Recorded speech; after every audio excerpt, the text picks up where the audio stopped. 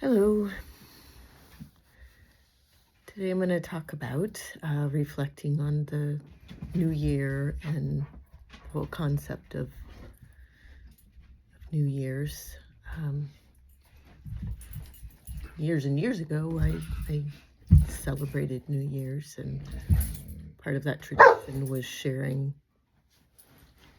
New Year's resolutions with all of my children, right? And so that as my life and our lives completely changed when Jesse was killed, so did that. That was kind of what they call a secondary loss to the loss of Jesse. But as I've been reflecting on it, thinking about New Year's and what, people have turned it into and what they use as the meaning for New Year's, a new start over, reassess, all of those things, I think, even more so now, since Jesse was killed, something that I do on a daily basis, but at this time with the holiday of New Year's, I have really been, looking much more deeply into that, because it's very hard to plan for a future without Jesse in it. It's very hard to think about him not being in it. And even though we're close to 3 years from when he was killed, it still seems like yesterday. And that's never going to change, right? So just reflecting on that and trying to think about what I want from each of my days, from each of my moments, how I can try to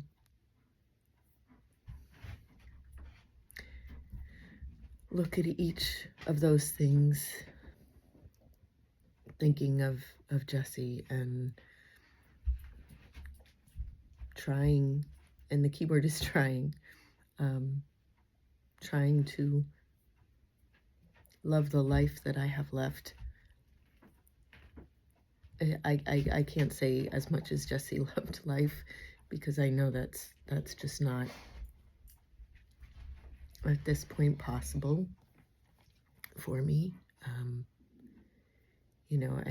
I think I've mentioned in a previous video about anhedonia, like the loss or lack of interest, no interest in things that used to bring you joy, and the ability not to feel, the inability to feel actual joy anymore. And I know that may be a foreign concept to some people, like, oh, how can you not? And to me, it was before this too. It's like just going through the motions. So as I reflect back on everything up until this point and to now, and looking to another year without Jesse,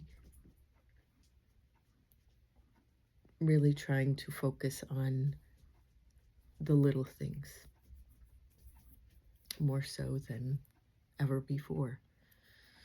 The little things that bring joy, or in my case, that I hope will eventually bring joy back into my life.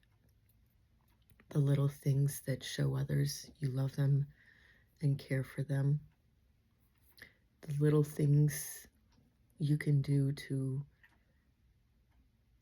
help bring some form of joy, comfort, support to others.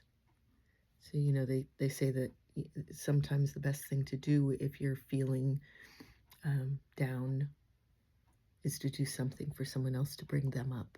And in turn, that can help you to hopefully feel some sort of positive emotion from that. Even if you don't, it is not like you go searching, like, hey, I'm going to go do this so I feel positive.